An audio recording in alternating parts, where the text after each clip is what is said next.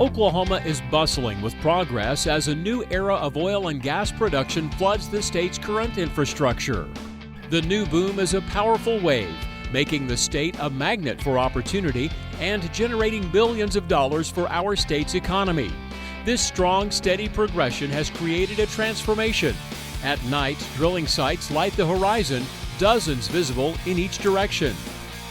During the day, miles of water lines feeding drilling sites like a tree's root system are visible. And the sound of seismic helicopters has become the Oklahoma norm as they continue the search for new drilling sites.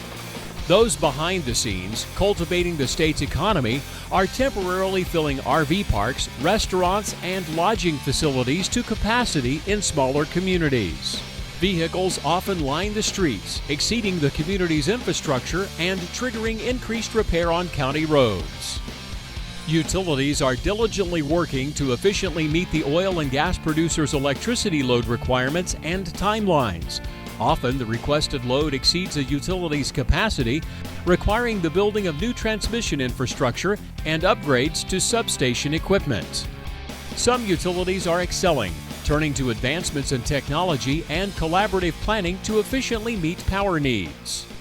The capacity requirements that are being demanded through oil and gas production are in areas that we've never seen growth before. 75 years of our history, we've had very little growth in a lot of these areas.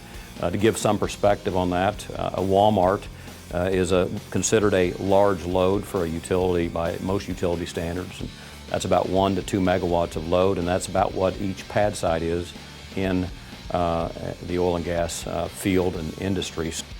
Most of the oil producing area is in the very rural areas where the electrification was adequate for farms and ranches, but it's not adequate for drilling oil wells. So the requirements for infrastructure development are pretty significant.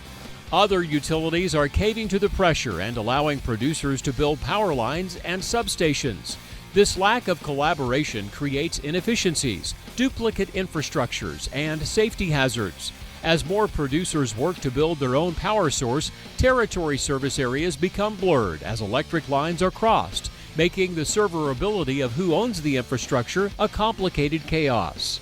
This phenomenon can affect power reliability and create numerous safety hazards that can essentially become a life-threatening situation to utility workers and possibly the public.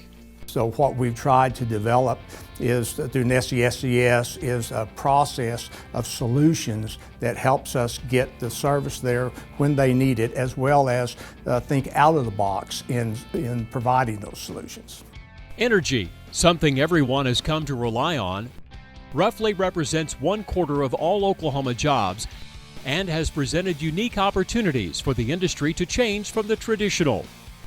By themselves, I understand at each pad it employs about 100 people. So when you consider on our system alone, in 7 counties, we're anticipating as many as 200 to 250 pads, and 100 employees per pad site gives some indication of the economic impacts.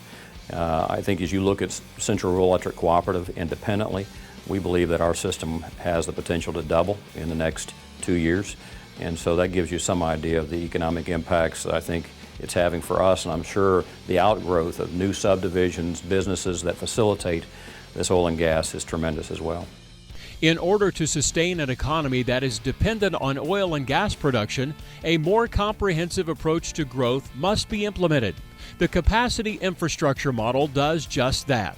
Not only does it open the lines of communication between utilities and oil and gas producers, but it also takes into consideration microgrids, a power solution becoming more common in today's energy environment. Well, I think it's interesting how we use the word unprecedented, and yet we want to continue to use the precedented way we've always done it.